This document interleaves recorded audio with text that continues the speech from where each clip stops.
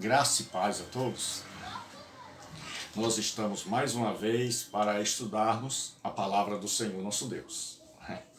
Eu sou o reverendo Gilberto Rebouças e nós estamos para hoje, 26/2.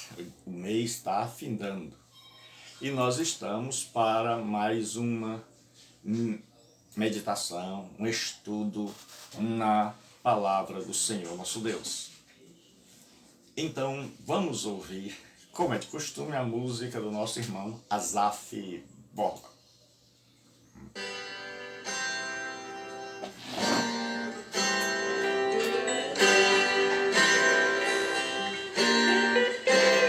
Quando terminar esta vida e lá no céu eu chegar, haverá uma multidão de irmãos esperando pra me abraçar e perguntarão a uma voz, voltados para mim, apontando-nos como você que não venceu e chegou aqui.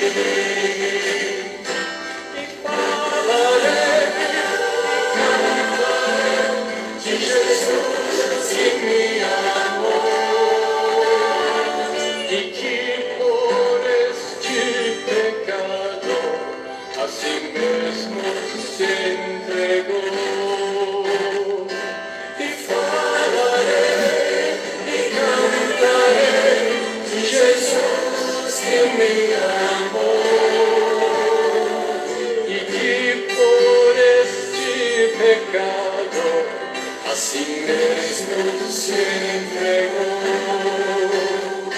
Foi graça, graça, superabundante graça, graça, graça, preciosa e doce graça.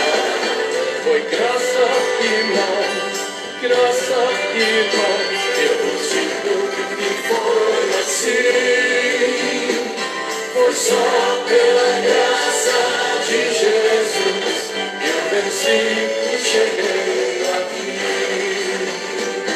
E falarei e cantarei de Jesus que me amou e que por este pecado a si mesmo se entregou. Foi graça, graça, superabundante graça. Graça, graça, preciosa e doce graça. Foi graça e graça e eu vos digo que foi assim. Foi só pela graça de Jesus que eu venci e cheguei aqui. Foi só pela graça de Jesus que eu venci e cheguei aqui. Foi só pela graça de Jesus que eu venci e cheguei aqui.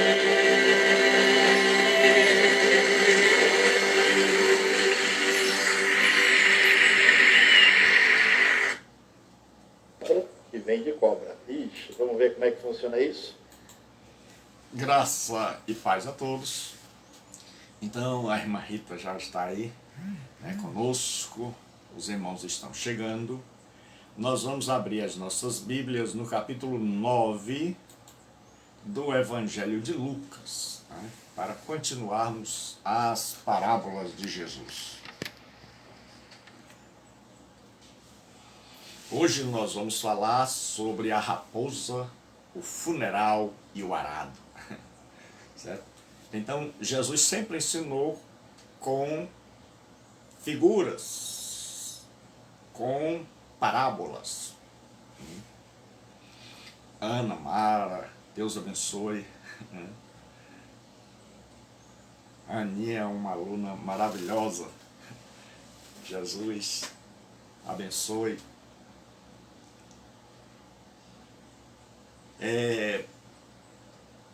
Lucas 9:57. Hoje nós vamos falar da raposa, né, do funeral e do arado. E aconteceu que, indo eles pelo caminho,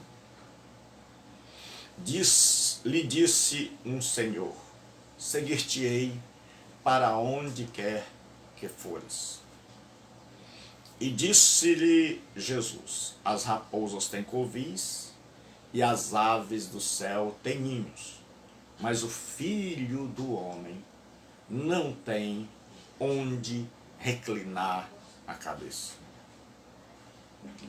E disse a outro: segue-me. Mas ele respondeu: Senhor, deixa que primeiro eu vá enterrar meu pai.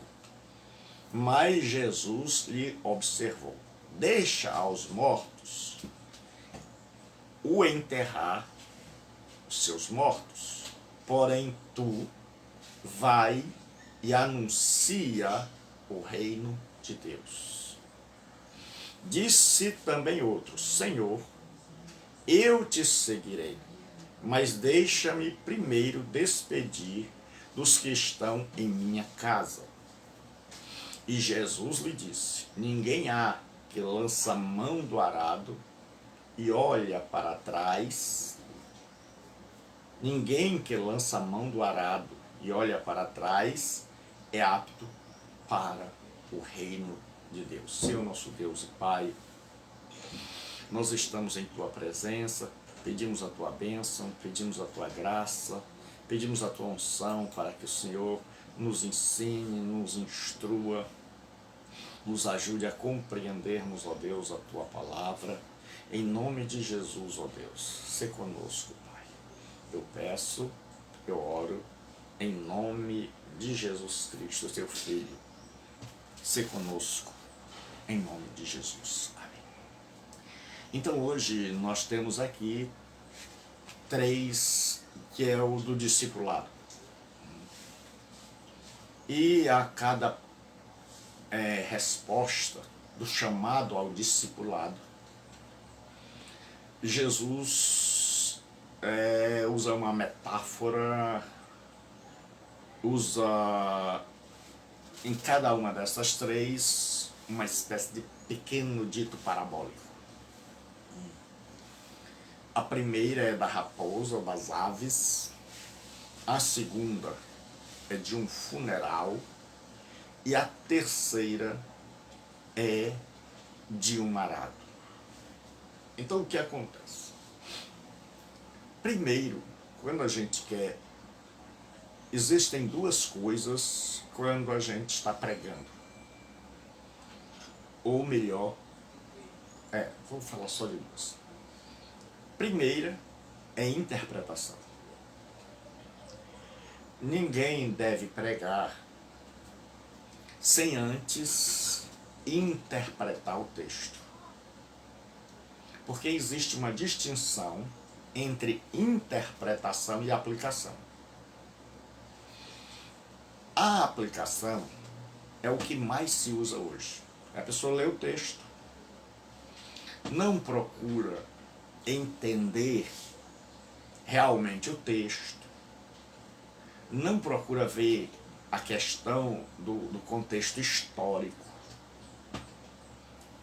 Antes, deixe-me explicar para que vocês entendam ainda mais.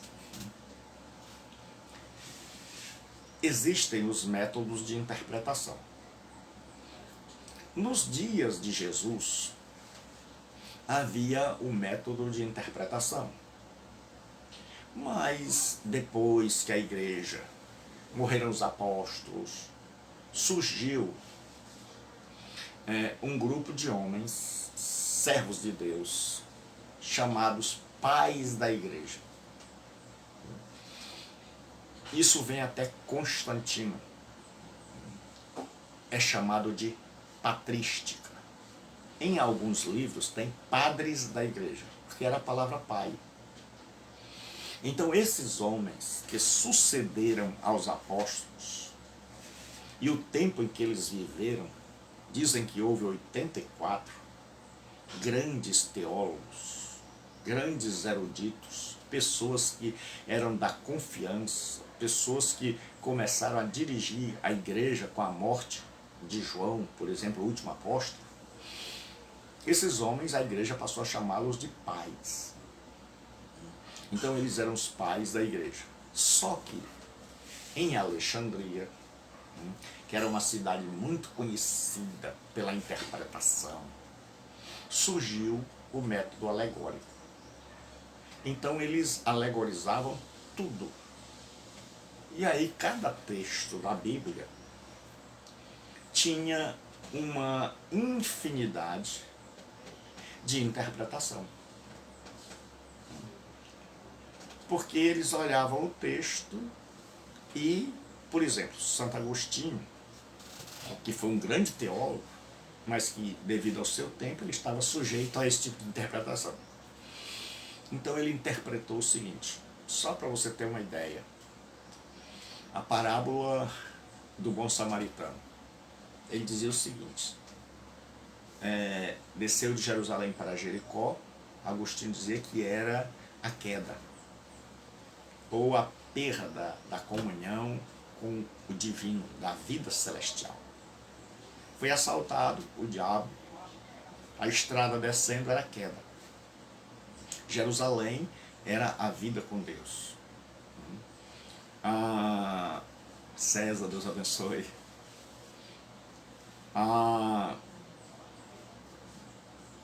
O sacerdote era a lei mosaica que não podia fazer nada pelo homem, dizia Agostinho. O levita era o sistema de sacrifícios que não podia fazer nada. O samaritano era Jesus. O azeite e o vinho era o Espírito Santo, o sangue de Jesus. A estalagem é a igreja. O dono da estalagem é o apóstolo Paulo. Os 2 denários, certo? Seriam o Novo e o Velho Testamento, ou o dízimo e as ofertas. Então, havia esse tipo de interpretação. E aí é que você vai compreender que a Igreja Católica, ela, certo? Com todo respeito, as pessoas católicas que estão nos ouvindo, saibam que quando eu cito a Igreja Católica, eu cito com todo o respeito, pois não quero desrespeitar a religião de ninguém, porque Jesus disse, faça aos outros o que você quer que façam consigo. Então, como eu não quero que ninguém desrespeite a minha, eu procuro não desrespeitar. Agora, contar um fato histórico não é desrespeitar. Então, o que aconteceu? A igreja foi por esse caminho.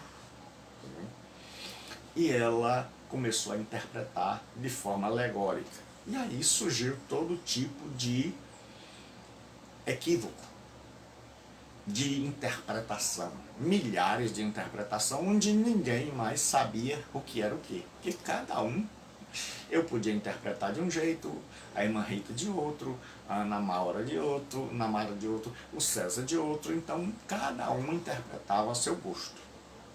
Porque era o método de interpretação.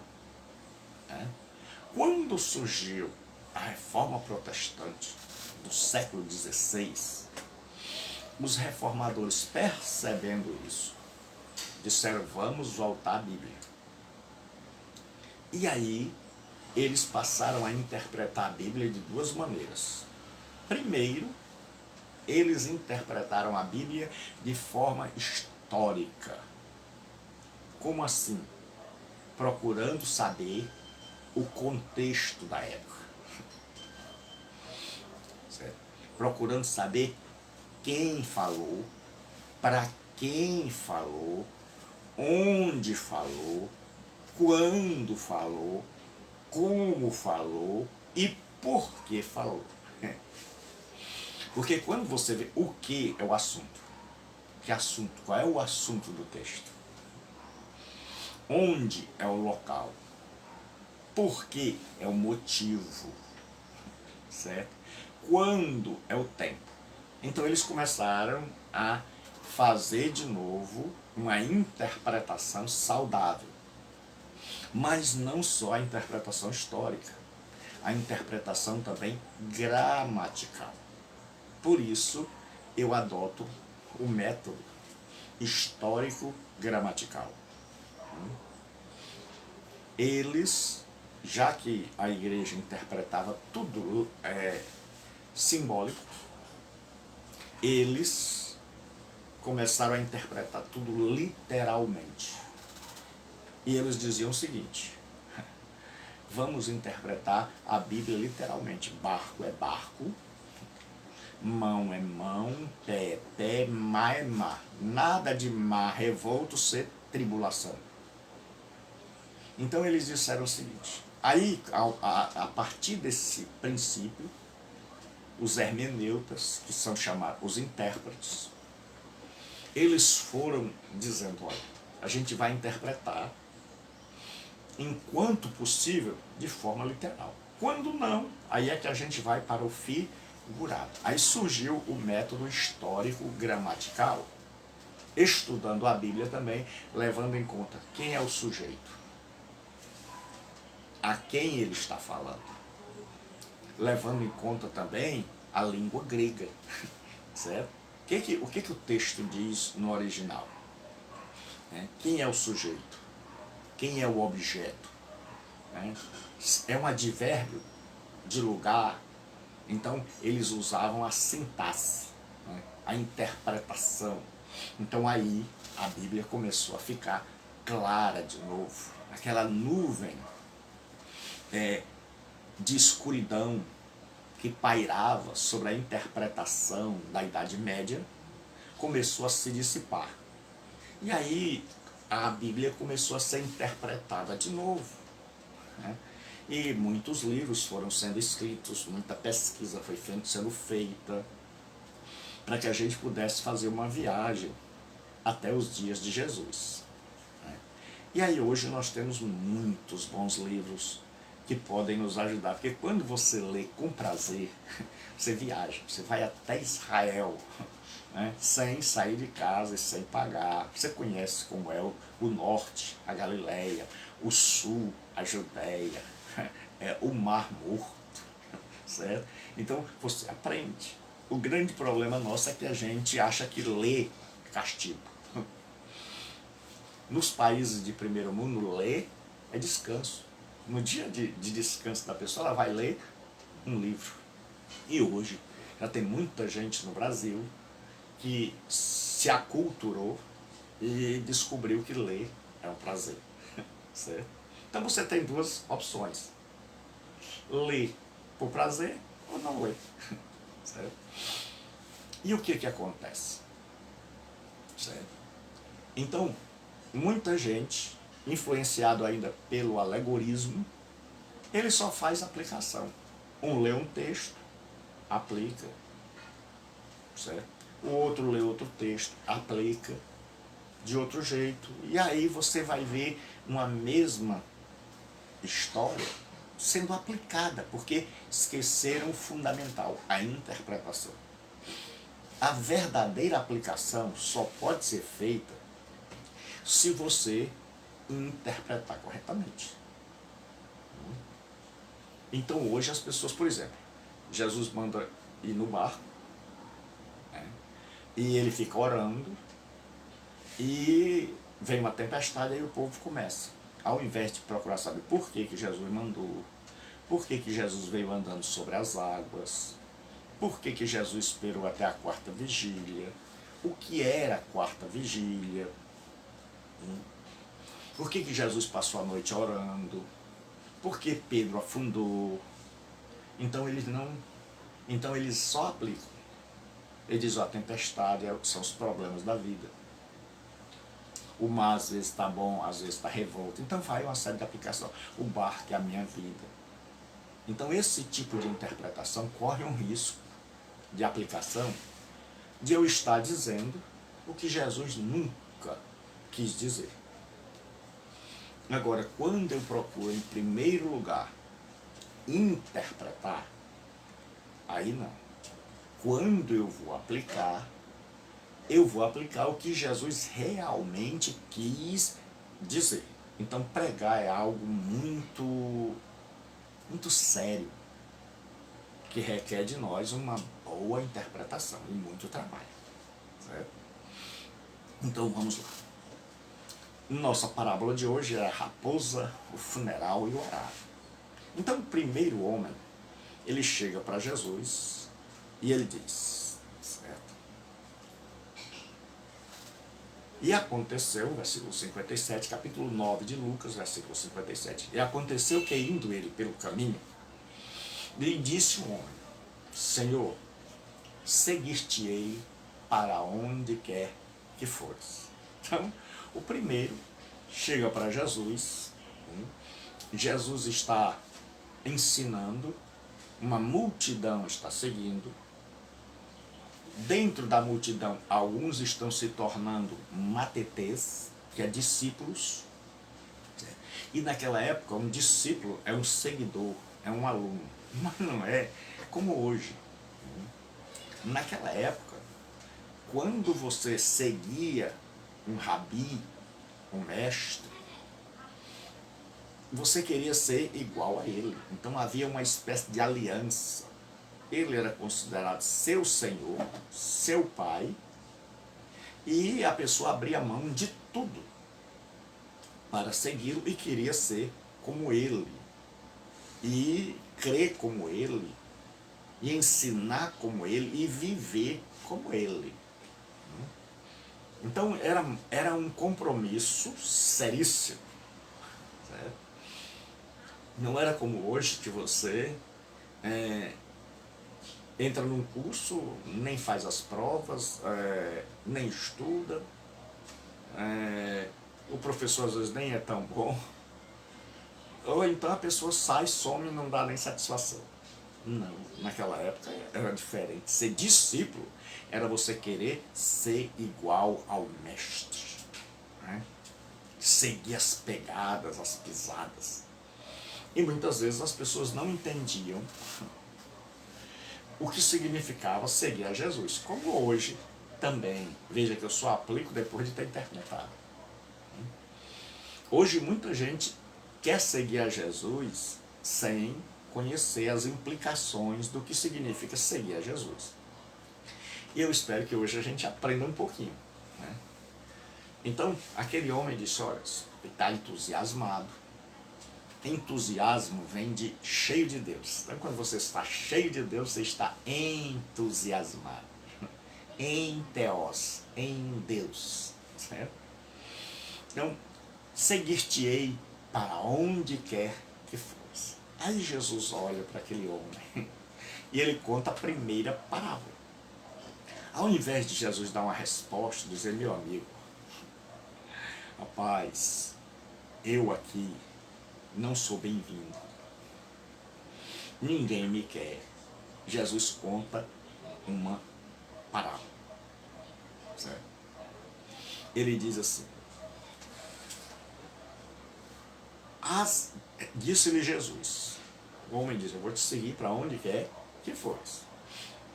As raposas têm covis, e as aves do céu ninhos, mas o filho do homem não tem onde reclinar a cabeça. Certo? E o texto não diz o que aconteceu depois. Certo? É justamente para eu e você pensarmos. Certo?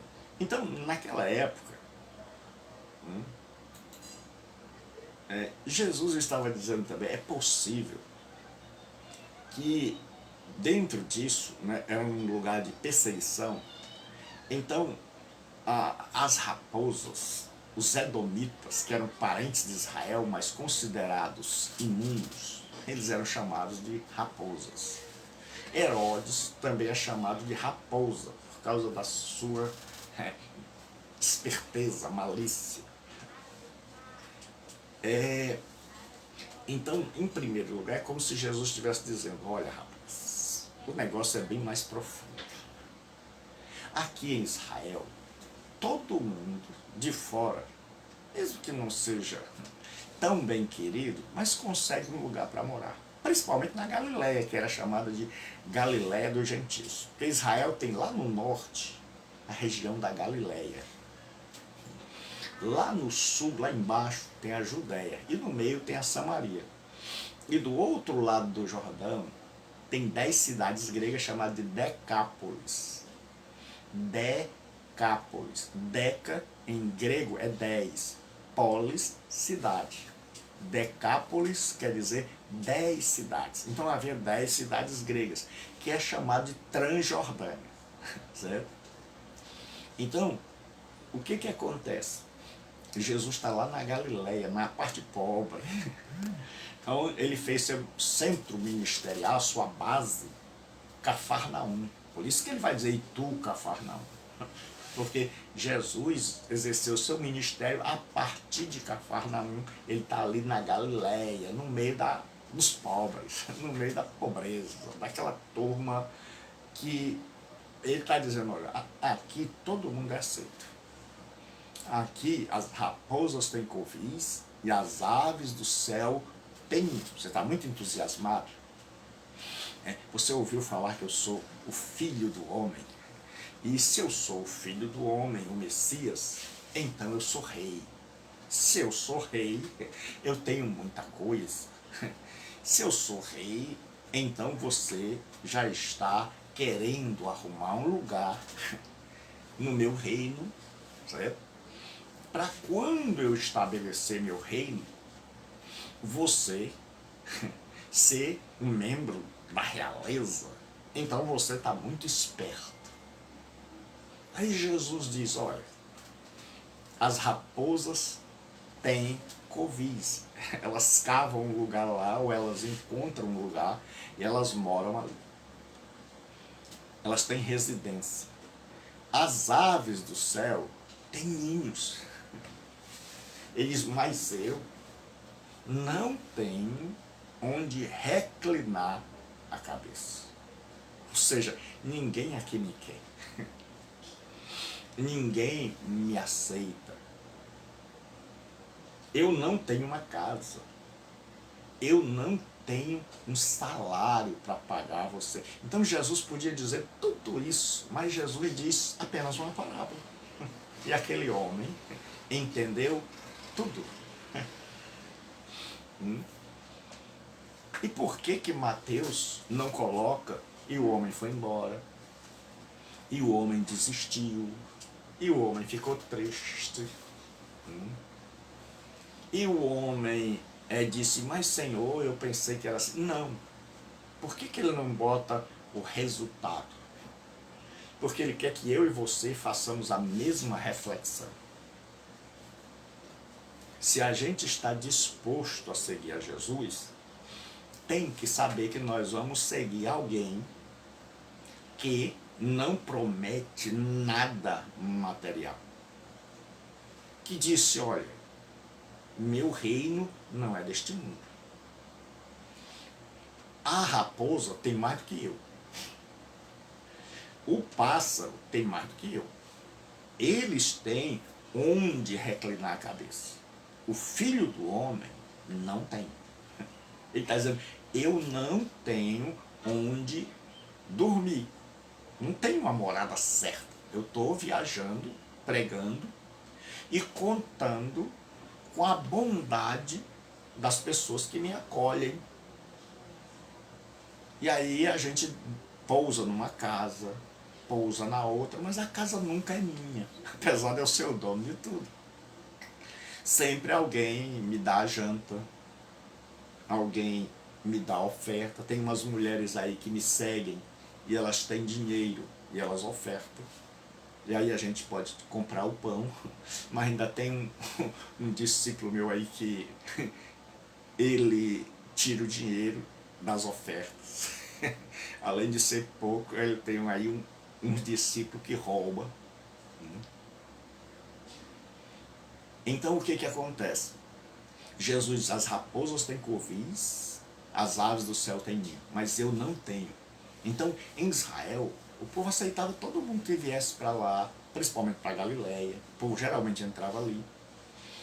Mas Jesus está dizendo, olha, você está querendo me seguir, você vai seguir um rejeitado, você vai seguir alguém que não é querido em lugar nenhum pelas autoridades, e você vai seguir alguém que não pode satisfazer os seus desejos, não pode no sentido de ministério que Jesus queria. Você está querendo seguir alguém para você se dar bem financeiramente, para você entrar na realeza.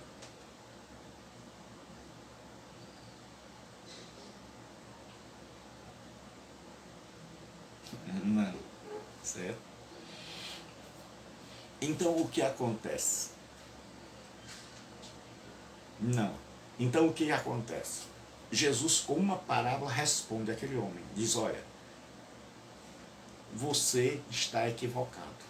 Você pensou que você ouviu falar do Messias, você tem uma cultura de que o Messias vai trazer, é o rei Messias, o rei Davídico, que eu sou o filho de Davi. Então, a gente ouve muita coisa. Então o que acontece? Jesus disse, o filho do homem não tem onde reclinar a cabeça, não tem onde pousar. Aí tem muita gente que, como disse o irmão Israel, né, eles dizem que reclinar a cabeça era reclinar literalmente. Aí eles interpretam, né, que o reclinar era lá na cruz. Outros vão pior, dizer que Jesus tinha uma casa na praia, que Jesus era rico. Tem alguns aí que ensinam, e eles estão doidos para ganhar dinheiro, então ensinam que Jesus tinha uma casa na praia, porque eles querem justificar a riqueza deles. Então o que acontece? Jesus chega e conta uma parábola. As raposas têm covis, as aves do céu têm ninho, mas eu não tenho onde reclinar a cabeça. Eu sou perseguido, rejeitado, e o meu reino não é deste mundo. E a nobreza que eu ofereço é uma nobreza não de você ser um conde, um duque, um príncipe, usando a cultura da época. Não da sua família ser princesas e príncipes, como tem muita gente hoje que ainda crê assim. Tem um monte de gente hoje. A gente ouve as conversas dos crentes e você fica assim, esse povo não leu a Bíblia? Irmãos, quantas vezes a gente ouve, eu ouço conversa dos crentes e eu fico às vezes assim, pasmo, eu fico assim. Por isso eu acho que é porque eu gosto de te ensinar. Porque você vê, tipo, eu estou pagando o preço, e o que é que Jesus fez? Eu quero de volta o que é meu, e para que Jesus morreu? E as pessoas dizendo, olha, filha do rei, filho do rei, eu sou filha do rei, eu sou filho do rei. Mas aí ele tem a ideia de princesa, de castelo, de baile, de valsa evangélica. Ele tem essa ideia. Era essa a ideia que esse homem tinha. Se eu me juntar a esse homem agora, esse aí é o Messias, né? E se ele é o Messias, ele vai daqui a pouco ter castelo, ele está regimentando os seus soldados para invadir Roma, para expulsar os romanos, e daqui a pouco ele vai construir castelo, e eu não sou nada de besta. Eu vou me juntar a ele logo no começo, para quando chegar a hora de receber os dividendos, eu estou no meio, eu estou com ele. Então o homem chega e diz, mestre, mestre, seguir-te-ei para onde quer que fores. Aí Jesus mostra para ele, só com uma parábola. Jesus podia dizer, meu filho. Jesus podia dizer assim, meu filho, olha, eu te dizer uma coisa. Você quer me seguir? Não tenho dinheiro para pagar seu salário. Meu reino não é deste mundo. Eu não sou aceito, nem como as raposas dos edomitas. Eu não sou querido pelas autoridades. Eu sou rejeitado, sou chamado de falso profeta, sou acusado de blasfêmia e a qualquer hora vão me matar. Todo mundo está querendo, está armando cilada para me pegar. Então eu sou alguém que não tem uma casa e que dependo da bondade dos outros. E que todo mundo me chama de herege. Os outros rabinos aí estão todos contra mim. Eu estou sozinho no mundo. E não tenho palácio, não tenho exércitos. Humanamente falando, do jeito que você está imaginando aí, você vai se equivocar. Então, antes que você se equivoque, eu vou contar uma parábolazinha para você. As raposas têm ninhos. Então, elas têm um lugar para morar, para deitar, para encontrar seus filhotes, para ser o seu abrigo. As aves do céu também têm. Certo? Que eles estavam querendo dizer também, porque o símbolo dos romanos era a águia. Então, a águia, ela tinha o seu lugar. Né? Roma tinha o seu lugar. Os romanos tinham um reino para oferecer. É como se Jesus estivesse dizendo, você está querendo um reino mesmo? Então você está no lugar errado. Se você quer um reino literal, se você quer dinheiro, poder, se você quer glória, então é melhor você seguir a águia. Então a águia tem ninho. Então Roma, lá você... A Roma tem... Roma você pode ser um centurião.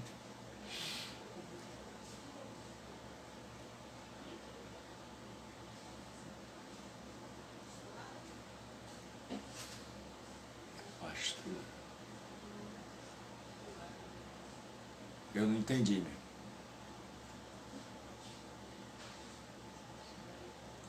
Eu não entendi, é Mari?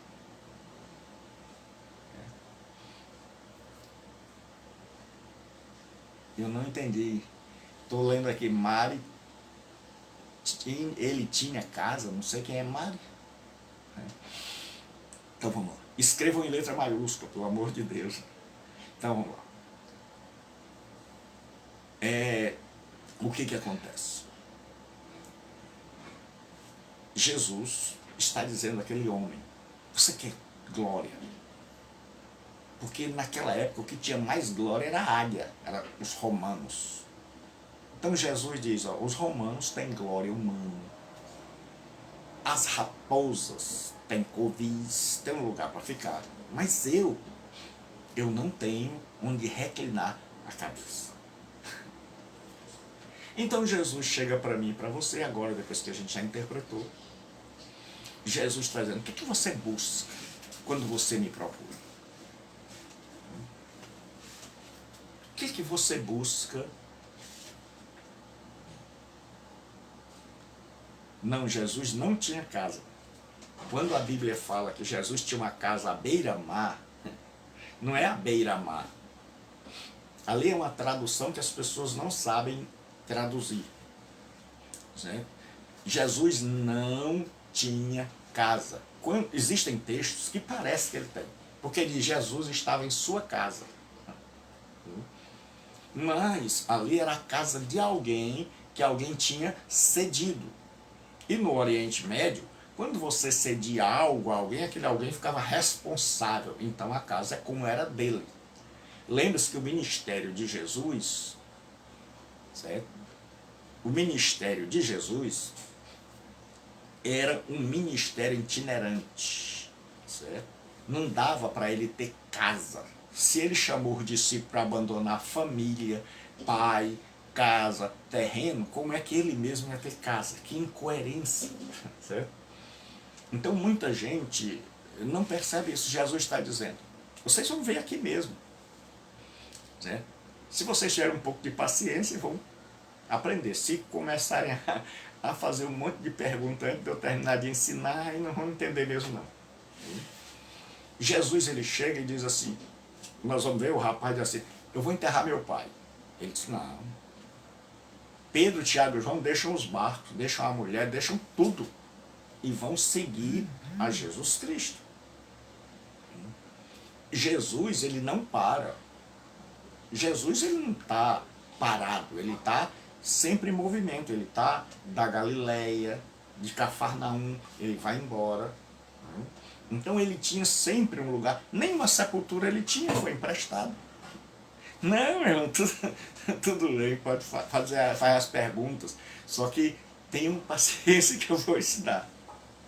Então o que que acontece? Não havia, Jesus estava, ele tinha tudo cedido. Né? Por quê? Vamos explicar a razão que é para o irmão poder entender. Um Israel Basta é muito querido. Irmãos, o reino de Jesus é um reino dentro de nós. É um reino espiritual. A glória é como o apóstolo Paulo. Certo? Se fosse comparar um reino, o apóstolo Paulo seria uma espécie de general romano, general celestial. Pedro seria outro general. Né? João. Né? Então eu e você seremos soldados, sargentos, centuriões. Mas, como o reino é espiritual, então Jesus, e ele está constantemente viajando, porque o pessoal lá de Nazaré querem, certa cidade que ele chega, antes do capítulo 5, ele está pregando, as multidões estão ali, e o povo pede para ele ficar. Ele disse, não posso ficar. Ainda existe muita gente que precisa ouvir o Evangelho. Então, Jesus não parava. E se ele não parava, significa que ele não tinha mais um lar dele mesmo. Né? Que ele não tinha mais um lar. Certo? Não porque ele não quisesse, porque ele podia voltar a morar com Maria, sua mãe. Certo? Mas nem Maria entendia direito o ministério do filho. Certo? Os irmãos de Jesus não entendiam o seu ministério. É tanto que um dia a família de Jesus se reúne para prendê-lo como louco. Porque o ministério de Jesus agora é completamente diferente. Então nem Maria, nem os irmãos de Jesus estavam entendendo nada. Então há um texto na Bíblia que ele se reúne, a família diz assim, rapaz, e não é porque a família fosse ruim, é que a família estava querendo impedir que ele fosse morto. A família percebeu assim, rapaz, Jesus, se ele for nesse caminho aí, ele vai morrer. Os romanos e os judeus vão incitar os romanos, e os romanos vão matar. Então o que a gente faz para salvar Jesus? O que a gente faz para salvar o nosso irmão, o meu filho? Então vamos prendê-lo, porque ele enlouqueceu. Então nem a família entendia Jesus. E Jesus não ia trazer para dentro da casa de Maria 12 pessoas. Jesus tinha juízo. Então Jesus agora ficou incompreendido até pela própria família, que pensavam, os irmãos disseram, ele está louco. Então o que a gente deve fazer é interná-lo, amarrá-lo. Então nem dentro de casa Jesus tinha mais um lugar para pousar. Foi até boa a pergunta do irmão. Então vamos voltar para a parábola, certo? Não me desviem do assunto. Então o que acontece? Jesus chega, agora ele diz, olha, eu não tenho ninguém. O pessoal aqui não me entendeu. Não existe coisa pior do que você estar em um mundo onde você traz a verdade e ninguém entende. Eu trabalhei muitos anos como mecânico e eu pregava muito para aquele povo. E um dia eu cheguei triste e um deles, saudosa lembrança, ele me abordou e disse: irmão, o que você tem? Está triste? Eu contei uma parábola. Eu sempre gostei de parábola. Ele disse: o que você tem, irmão? Eu disse: rapaz, é porque eu tenho uns amigos que eu gosto muito e eles estão para morrer, estão com uma doença terrível e eu tenho remédio e eu quero dar para esses meus amigos esse remédio, mas eles caçoam de mim, zombam de mim, me chamam de irmãozinho. Quando eu começo a pregar, eles começam a fazer hora, a brincar, a zombar. E aí ele olhou para mim e disse assim: mas teus amigos são muito burros, né? Ele nem sabia que era com ele. Então a parábola tem esse objetivo. E aí eu saí. Eu tinha respondido a pergunta dele. Né?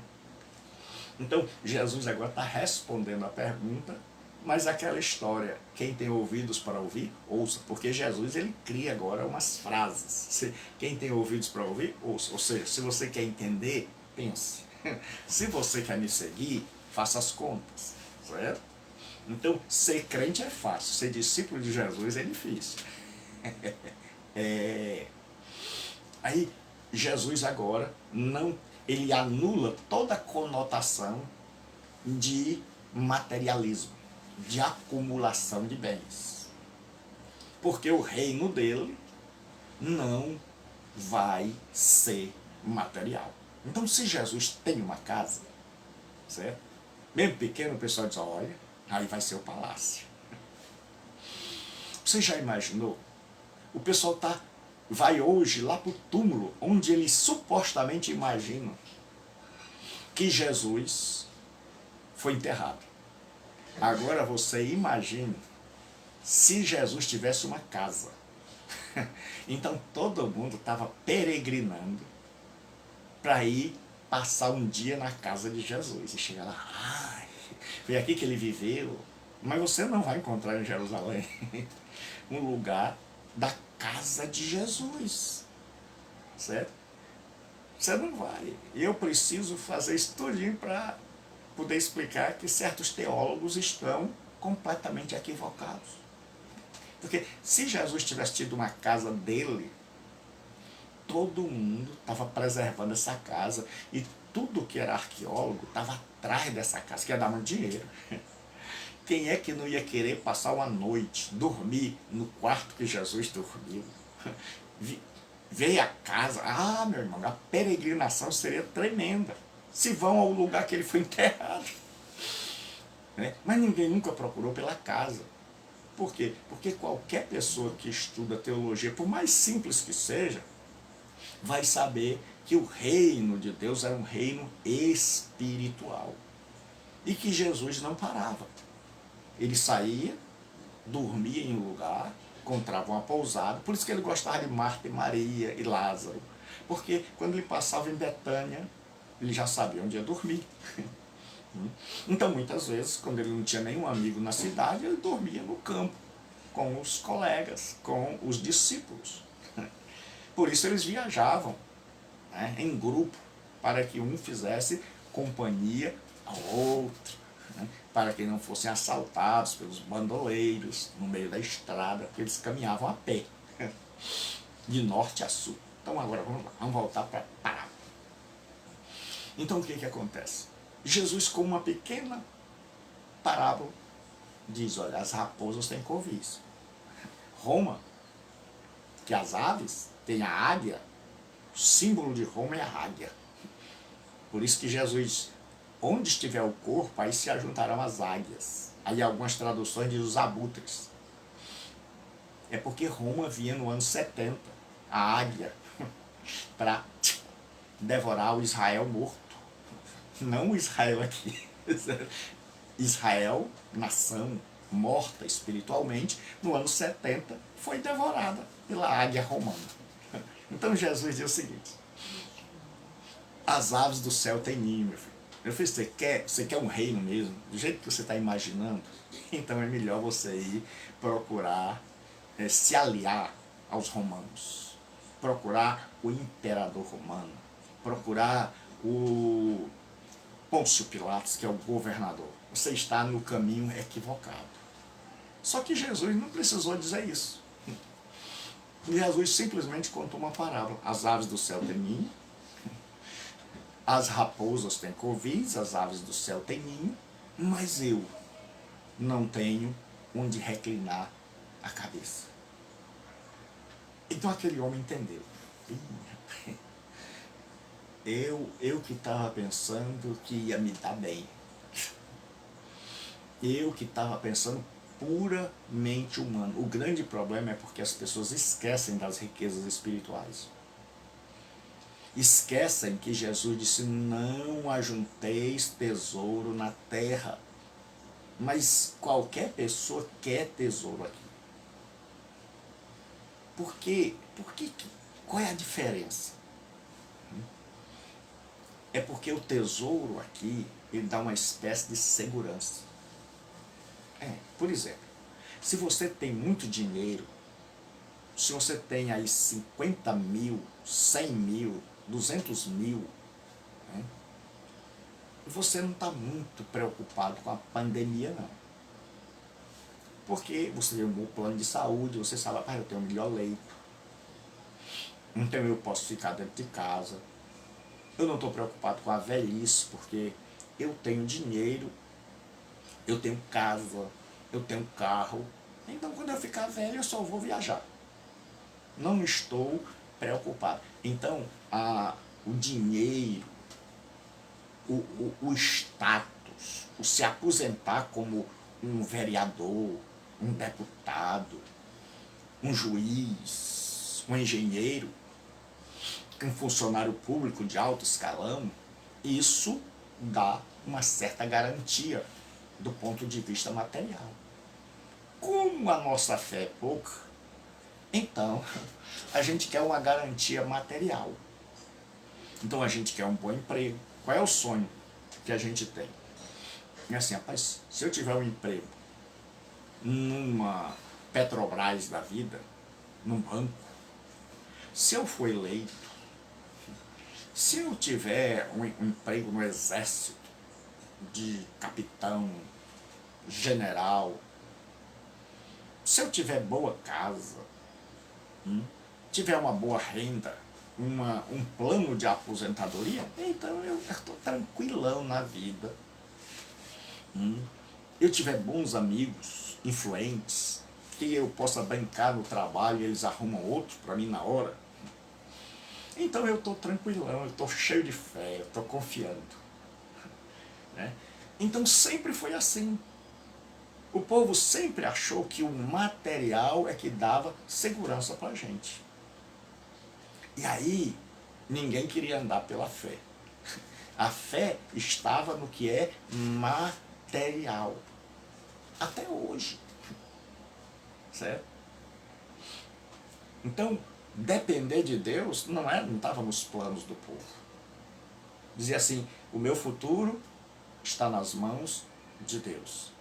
Aí Jesus vem, nossa fé está toda no mundo material. Jesus vem e diz: o meu reino não é deste mundo. Aí Jesus diz: as raposas têm covis, as aves do céu têm ninho, mas eu não tenho. O meu ministério, o meu plano, o meu reino é de riqueza espiritual. É de você ter caráter, é de você ser um homem íntegro, ser um bom marido, um bom filho. Ser honesto, ser da verdade, arriscar a vida, pregando, ser rejeitado. Lembra? Bem-aventurados os perseguidos. Ser perseguido por causa da justiça. É você ser justo em um mundo injusto. Aí aquele homem notou, rapaz, isso aí que esse homem tá oferecendo, quero não. Como diz aquele negócio, quero não, posso não, minha mulher não deixa não. Tem muita gente hoje que, se fosse, tem muito evangélico hoje, protestante, católico, cristão, de um modo geral, que se fosse ter uma conversa com Jesus, desistiria. Porque eles estão aqui com o mesmo pensamento daquele homem. Eles estão com o mesmo pensamento de eu sou filho do rei, eu sou filha do rei, eu tenho garantia, eu vou ter casa, eu vou ter emprego, aí eu vou entrar na Petrobras. Eles sonham até com um presidente evangélico, porque eles querem um reino humano. Tá todo mundo querendo entrar para a política, pastor largando o ministério. Porque, irmão, um crente vocacionado pode ser político, mas um pastor chamado jamais. Jamais. Chamaram o Billy Graham, o presidente dos Estados Unidos chamou o Billy Graham e disse: Billy Graham, eu quero que você seja ministro dos Estados Unidos. O Billy Graham disse: não posso. Esse Billy Graham, eu acho que você não entendeu. Eu estou te chamando para você ser ministro do maior país da Terra, a maior potência. Billy Graham calmamente, suavemente, sem arrogância, humildemente disse: meu senhor presidente, o senhor não está me entendendo. Eu já sou ministro do reino dos céus e não posso me rebaixar. Isso sim é saber o que é reino dos céus. É saber o valor das riquezas espirituais. Então, nós temos ricos que são miseravelmente pobres. E nós temos pobres que são maravilhosamente ricos. E agora eu faço com o meu Senhor. Quem lê, quem tem ouvidos para ouvir, ouça. Então Jesus chega e diz: ó, o que você está buscando não é a minha proposta. A minha proposta é de você juntar tesouros no céu. A minha proposta é que você abra a mão da sua casa, vixe, é que você saia comigo o mundo afora, é que você pegue o que a gente conseguir e ainda divida com os outros. A gente pega aí 5 pão, 2 peixes, eu faço um milagre. E você vai entregar. Então, a minha proposta para você, rapaz, naquela parábola, Jesus está dizendo, não é de você enricar, se dar bem, ter uma vida melhor, é de você se tornar servo. Porque o servo não tinha morada. E para responder o meu nobre irmão, que eu amo muito, Deus abençoe Israel, é um prazer conhecê-lo, né? Então, Jesus é o Eved, lá de Isaías 53, é o servo sofredor. E a palavra servo é uma palavra, é um eufemismo, porque na verdade Eved foi traduzido por doulos, e doulos, qualquer aluno meu de grego sabe que é escravo. Então, o servo, ele não tem casa. O servo, ele mora na casa do seu senhor. Ele não tem nem a liberdade dele. Por isso Jesus disse, eu não faço a minha vontade, mas a daquele que me enviou. Então Jesus está aqui como um servo e ele diz assim, eu sou servo dos servos. Porque ele diz, eu não vim para ser servido. Eu vim para servir e dar a minha vida em resgate. Então Jesus é o servo. E o pessoal pensava que ele era o rei. O rei no sentido humano de entender. E aí, a mãe de Tiago e João chega e diz, Senhor, quando chegar a hora do teu reino, o senhor bota um desses meus meninos à tua direita e outro à tua esquerda. Jesus disse, não entenderam nada. E, infelizmente, irmãos, até hoje, a maioria continua sem entender. Vou dizer para você, cristianismo não é religião de ganho material. Cristianismo é religião de entrega. No cristianismo, você não entra para se dar bem. Você entra para fazer o outro se dar bem. Você entra, você segue a Jesus para seguir os passos dele. Jesus não veio aqui e disse, pai, me dê um palácio. Não. Mas ele veio curar os que estavam doentes, libertar os que estavam oprimidos, ensinar os ignorantes, pregar o evangelho aos perdidos. Então ele veio para servir, para ser útil, para ser uma bênção para o próximo. Porque isso é cumprir o mandamento de amar a Deus e o próximo como a si mesmo. Então Jesus não veio buscar nada para ele. Por isso é que depois da ressurreição diz que o Pai o exaltou soberanamente. Por quê? Porque Jesus não veio pedir nada para ele.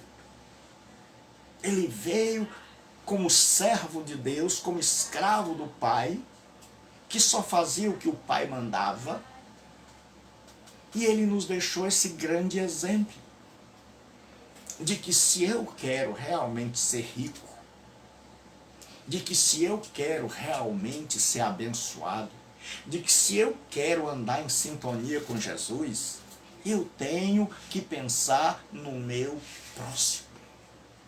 Eu tenho que estar disposto a socorrer o faminto. Eu tenho que estar disposto a anunciar o evangelho àqueles que estão perdidos. Eu tenho que estar disposto a ensinar aqueles que estão nas trevas da ignorância. Eu tenho que estar disposto a gastar meu tempo, minha voz. Eu tenho que estar disposto a caminhar. Eu tenho que estar disposto a depender da ajuda dos outros. Eu tenho que não pensar em mim, mas pensar no próximo. Pensar em como ser bênção para minha esposa, para minha família, porque o grande problema está aí. É o egoísmo versus altruísmo. No egoísmo eu penso em mim, e porque nós pensamos em nós, certo? Porque o eu ocupa o centro, é por isso que nós não conseguimos ser servos de Jesus de verdade. É por isso que há tanta briga nos lares. É por isso que há tanta igreja rachando. É por isso que nós estamos num mundo aí cheio de partidos, o nome já está dizendo. É por isso que nós estamos divididos em todas as áreas. É por isso que existem igrejas e igrejas e igrejas e igrejas. Quando Jesus diz, Pai, que eles sejam um. Por quê? Porque nós não temos essa noção de servo, de viver para abençoar. E lá no futuro, esperar que o Pai nos galardoe. É outra parábola que nós vamos ver, a parábola dos talentos. Nós vamos ver a parábola dos trabalhadores na vinha, onde o dono da vinha diz assim, vai trabalhar na minha vinha. Mas não diz quanta pessoa vai ganhar. O último. Para os primeiros ele diz, darei 1 denário. Mas para o último não, ele diz, vá, confia em mim. A pessoa vai trabalhar só 1 hora, de 5 às 6. E no final ele fica maravilhado. Porque ele confiou na palavra do homem, e o homem deu a ele o mesmo que deu aos outros. Por quê? Porque ele trabalhou com amor, ele trabalhou com fé, trabalhou com confiança. E aí os outros ficam mordidos. Nós ganhamos 1 denário, e esse homem aí, que trabalhou só 1 hora, ganhou igual a nós. É porque tempo é relativo. Tempo é relativo. Você não ouviu a teoria de Einstein, da teoria da relatividade? Que você uma hora, certo? Perto de alguém maravilhoso, passa como 1 minuto, como 10 minutos. E 5 minutos perto de alguém ruim parece uma eternidade. Então, a teoria da relatividade. Então, o que acontece? Jesus Cristo agora está mostrando o seguinte: eu vim aqui para servir, meu amigo. Você está querendo me seguir, mas o seu objetivo em me seguir é ter uma vida boa. E a vida boa que você quer não é uma vida de honestidade, de amor, de perdão, de paz com Deus, de serviço. Não, você quer uma vida boa de casa. E é esse evangelho que muita gente tem pregado. Não é o evangelho de Jesus. É o evangelho deste homem aqui. E aí Jesus conta a parábola: as raposas têm covis, as aves têm ninho. Então ele está dizendo, se você quer desse jeito, sugiro que você procure outro lugar. Não é aqui que você vai encontrar desse jeito. Porque o grande problema é, para a gente concluir isso, a gente não procura Jesus para que ele diga a gente o que devemos fazer. Mas a gente traça os planos e aí a gente vai para Jesus para ele nos ajudar a fazer. Porque nós temos a prepotência de achar que nós sabemos o que é bom para nós, o que vai nos trazer felicidade, o que vai nos trazer segurança. Então, como é que a gente vai procurar Jesus? Rapaz, eu estou com um problema. Rapaz, eu quero que meus filhos não entrem na droga, não entrem no crime. Não, eu quero arrumar um emprego melhor. Não, eu estou doente. Eu quero saúde. Não, eu quero que o meu casamento dê certo, está havendo muita briga. Então, aí outro já chega e diz assim, então vamos para a igreja. Outro discípulo desse homem aqui chega e diz assim, vamos para a igreja. Aí chega lá na igreja, tem uma pessoa lá no altar. O altar geralmente é mais alto. E essa pessoa fica, pessoal, agora nós vamos servir a Deus com as nossas ofertas. Então você oferte para que a gente construa o templo do Senhor, a casa de Deus. Vamos fazer uma...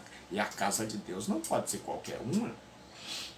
Aí ele diz, olha irmãos, nós tivemos uma reunião com a direção, nós vamos fazer um púlpito de mármore. Aí um monte de gente fica, aleluia, glória a Deus. Irmãos, e o templo vai ser todo no ar-condicionado e de vidro. E vidro caro, fumê. Meu irmão, aí todo mundo, há uma efusão de alegria. Oh, glória a Deus. E aí tem a pobre de uma velhinha lá passando fome. Tem um monte de gente com a casa caindo. E aí o pastor diz assim, olha irmãos, nós ainda vamos tirar outra oferta para comprar o terreno do lado da igreja. Aí isso já foi 2. Aí você diz, olha, nós temos que comprar, nós temos a prestação, aí vai a terceira oferta. Nós temos a prestação dos instrumentos que a gente comprou. Porque alguns pastores hoje são escravos dos músicos. Para ele manter os músicos ali, ele precisa dar o que tem de melhor. Aí o músico chega e diz assim, eu quero uma guitarra que toque sozinha. Eu quero uma bateria que o prato toque sem eu bater. Aí o outro chega e diz, eu quero uma caixa de retorno. O outro diz, eu quero isso. E o pastor chega para a igreja e diz, irmãos, nós precisamos investir no reino. Nada, ele está querendo segurar aqueles músicos sem futuro, que nunca se converteram, que estão ali para dar show, e que só ficam ali por causa dos instrumentos. E que no dia que deixarem ele com os instrumentos pequenos, simples, com um violão só, ele vai embora, porque ele não é convertido. Porque ele está ali só porque prometem. Porque na hora que ele quer, ele tem tudo, ele tem pedal, ele tem pedaleira, ele tem tudo. Né? O pastor faz um absurdo. E aí tem um monte de gente com a casa caindo. E aí a nossa espiritualidade é uma espiritualidade desse homem. A gente mede uma igreja. Uma vez eu estava numa igreja pregando, para pregar, e eu vi uma pessoa de outro estado. Eu tenho um amigo que foi para lá, um pastor muito crente, um pastor muito especial para mim. Né?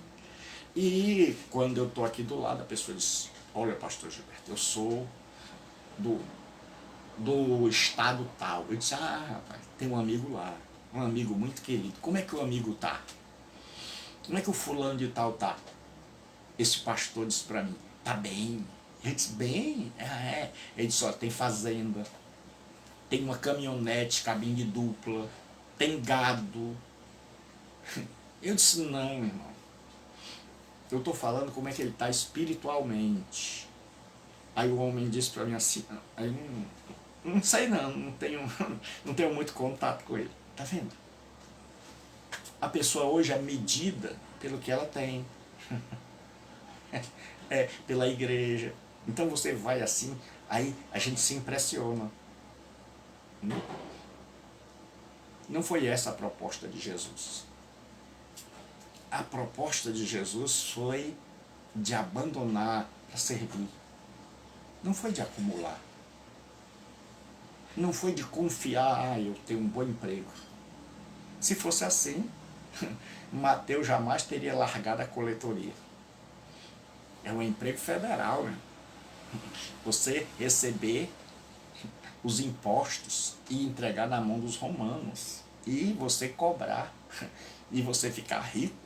E chega um homem e diz assim: vem, segue-me. E ele não vai nem lá para receber a indenização. Ele larga tudo, larga a banca, larga o dinheiro, deve ter pego o dinheiro enrolado ali, entregue ao chefe, e ó, vou atrás de Jesus. Chega para Pedro, para Tiago e João, e Pedro nem sequer vai vender o peixe.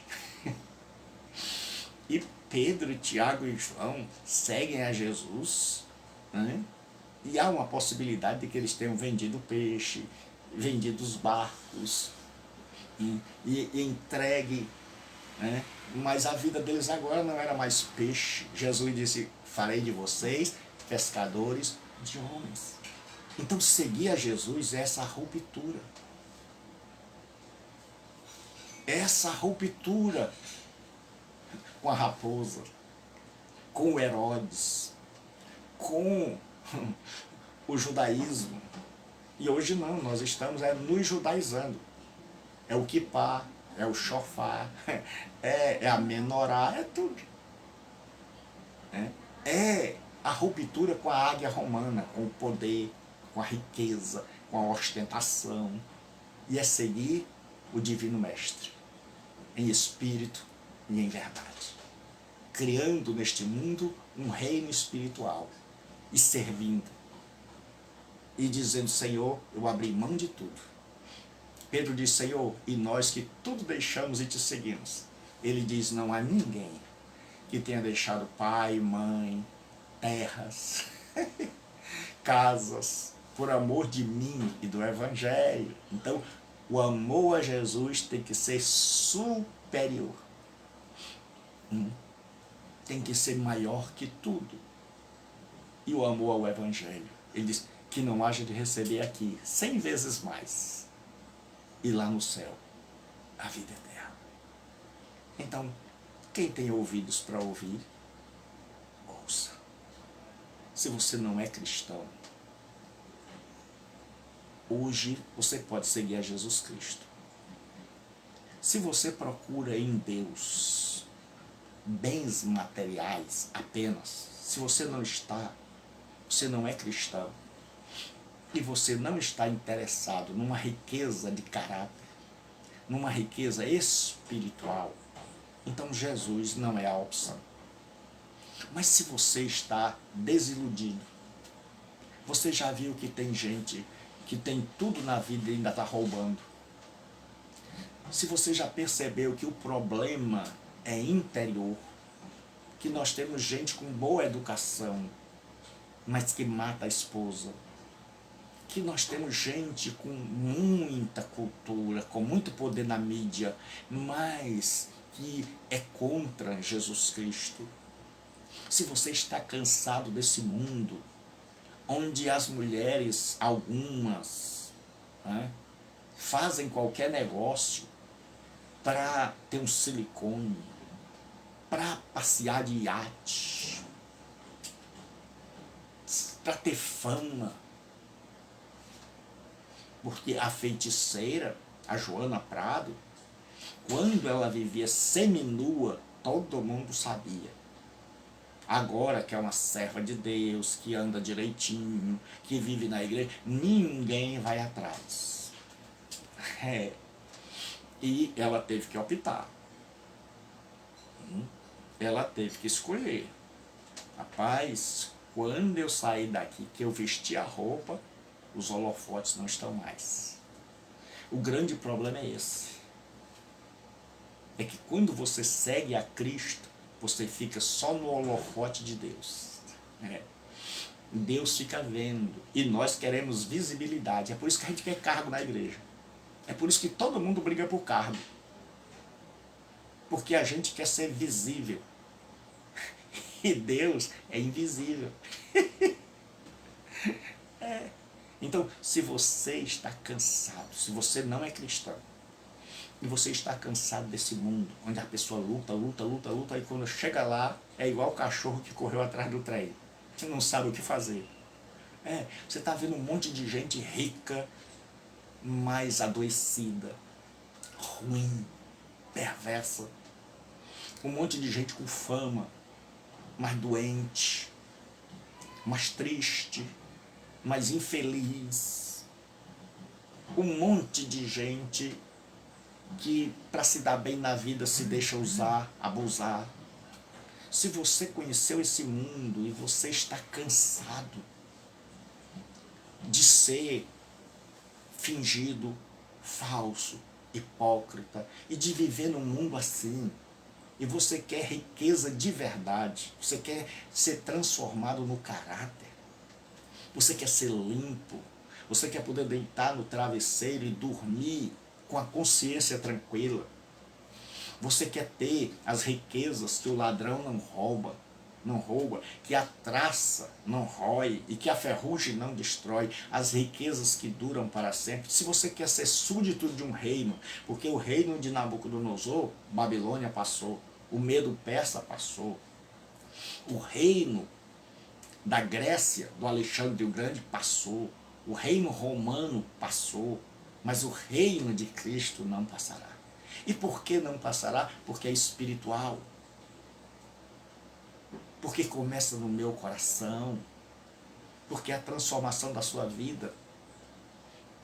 Porque você sumirá dos holofotes humanos, mas você estará no grande holofote, na grande luz de Deus. Deus estará com os olhos sobre você.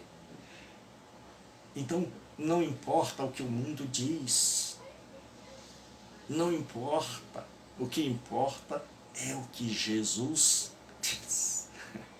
O que importa é o que Deus pensa. Então agora, coloque-se a serviço do outro. Diga: Deus, passei a vida toda pensando em mim. Passei a vida toda servindo a mim. Passei a vida toda me preocupando só comigo. Fui um profundo egoísta. E esse foi o pecado luciferiano. Mas você hoje diz: Senhor, eu quero ser servo. Eu quero ser instrumento de bênção. Eu quero ser um pregador do evangelho para os perdidos. Um ensinador para os ignorantes. Eu quero levar saúde a quem está doente.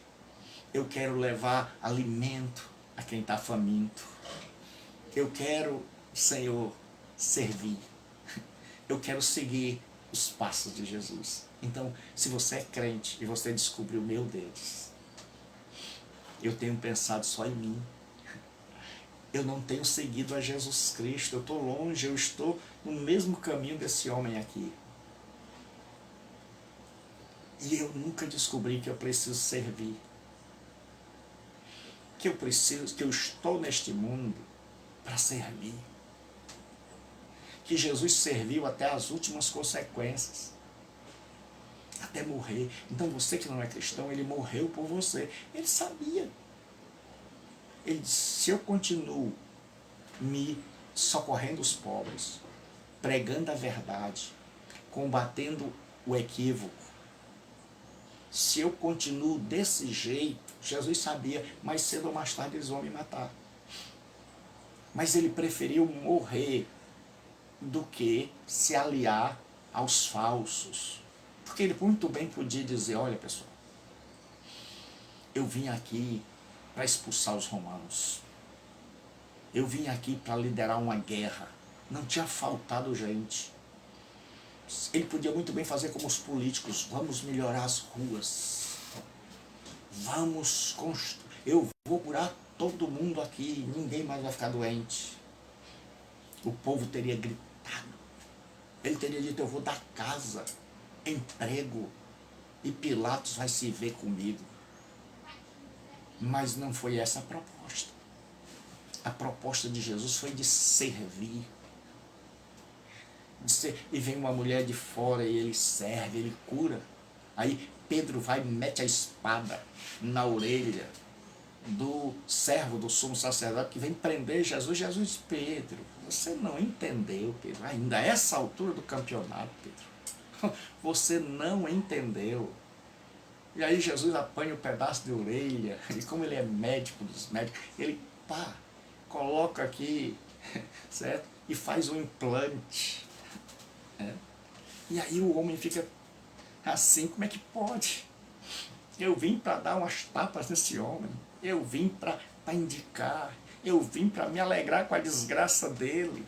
E ele nem cantou aquela música, quem te viu passar por baixo e não te ajudou, quando é você vai ver, meu irmão.